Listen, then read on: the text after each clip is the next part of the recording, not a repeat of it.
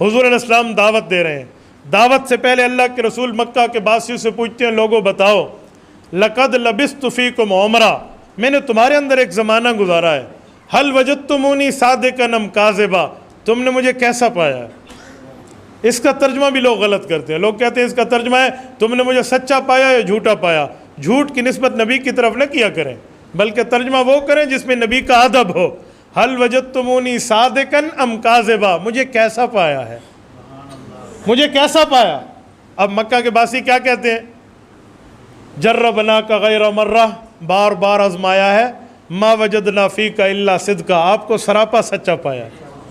حضور علیہ السلام نے سب سے پہلے اپنی ذات منوائی ہے. توجہ رکھنا، میں آخر میں کہوں گا کہ یہ جو لوگ کہتے ہیں نا پرسنل اٹیک اور پرسنل اٹیک ہونا یا نہیں چاہیے، میں اس کا جواب دوں گا کہ سب سے پہلے حضور اپنی ذات منوا رہے ہیں. جب ذات منوا لی گئی پھر حضور نے اپنی بات منوائی ہے. قولوا لا الہ الا اللہ تفلحوا، پہلے ذات پیش کی پھر اپنی بات پیش کی.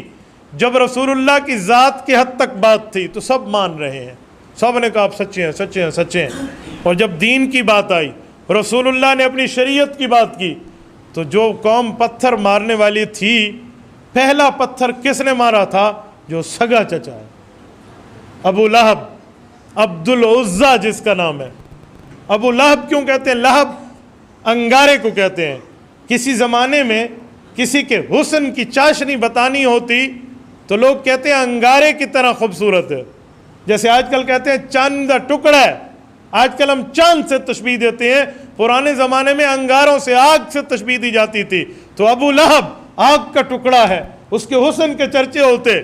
وہ چچا جس نے حضور پاک کے پیدا ہونے پہ باندھی کو آزاد کیا تھا، جس کو حضور کی پیدائش کی خوشی تھی.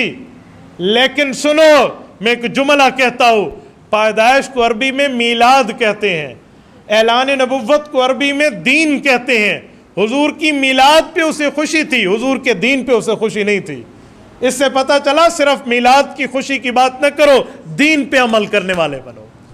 صرف میلاد کی خوشی کی بات نہ ہو، جی میلاد ہے، حضور کی میلاد ہے، حضور پیدا ہو گئے ہیں. بھئی پیدا تو ہوئے ہیں، کیوں ہوئے ہیں اس کی وجہ بتائیں. آتا تو دنیا میں ہر کوئی ہے. مولانا مناظر حسن گیلانی دارالعلوم دیوبند کے قلم کار ہیں.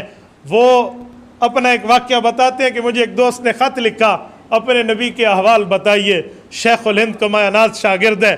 انہوں نے عشاء کی نماز پڑھ کے قلم اٹھایا اور اسے جواب لکھنا شروع کیا. صبح کی اذان تک رسول اللہ صلی اللہ علیہ وسلم کی سیرت لکھی، اور وہ خط کا جواب نہیں، آج ایک کتاب بن گئی ہے سیرت کی، النبی الخاتم. وہ اس کی شروع والی عبارت لکھ کے کہتے ہیں لوگوں، اس دنیا میں ہر بندہ آیا ہے، لیکن آیا ہے جانے کے لیے.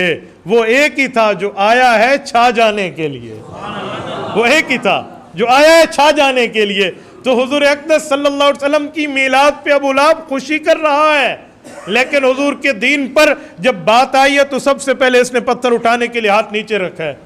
مجھے ایمان سے بتائیں، آپ پڑھے لکھے اور سنجیدہ طبقے کے لوگ بیٹھے ہیں، جب سگا چچا بھی مارنا شروع کر دے، مجھے بتائیں باقی ٹھہریں گے؟